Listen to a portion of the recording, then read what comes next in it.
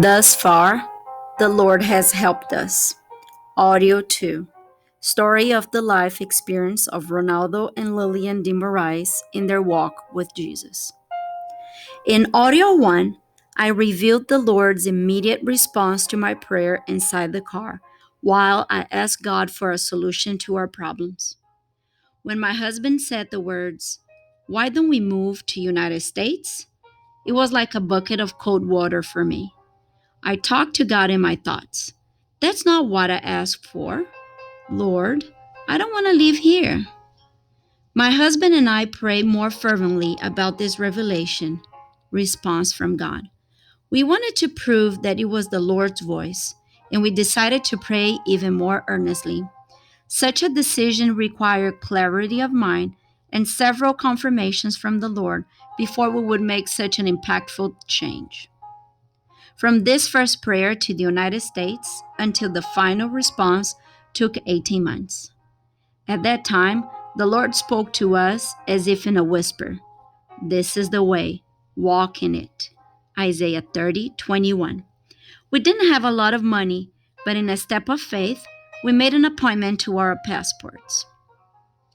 I remember that during the waiting and praying process, my husband wanted to feel more the presence of God in his life. He wanted to experience the clear voice of the Lord. One day, during a prayer in church service, my husband started to cry. Tears fell from his eyes, and I silently heard him crying. I realized that something special had happened. In the end, he told me that he had clearly heard the voice of the Lord saying, "I will always be with you. I will never abandon you." The Lord's clear and soft voice was like a balm for that moment that we were living in. Later on, another test of faith. We tried to sell our belongings. They consisted of a land with the house foundation, our car that we have leased, and half of the inheritance house my mother had left for us. But for more than 10 years, we had tried to sell, but without success. In less than 2 months, everything had been sold. We were amazed. They were sold at the market fair price.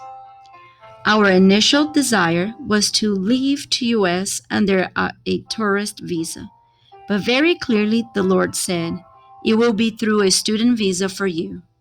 We thought, for both of us? This is a fortune. How would that be possible? Luke 1:37, for with God nothing is impossible. What is the impossible abyss that you need to surpass? The greatest abyss was the total separation of man from God, and this was already superimposed on the Calvary's cross. Colossians 2:14. There is nothing in this world that the Lord will not do to take care of you. Place God to the test. Let Him take care of you. Pray fervently to God until He answers your prayer. The peace that God gives you while He talks to you is indescribable. Nothing can take away this experience from you if you surrender your life to Him. Psalm 77:11-14 says, "I will remember the deeds of the Lord. Yes, I will remember your miracles of long ago. I will consider all your works and meditate on all your mighty deeds. Your ways, God, are holy. What God is as great as our God? You are the God who performs miracles. You display your power among the peoples." Dear friends, rest in peace. The Lord is with you. There is nothing for Him that is impossible.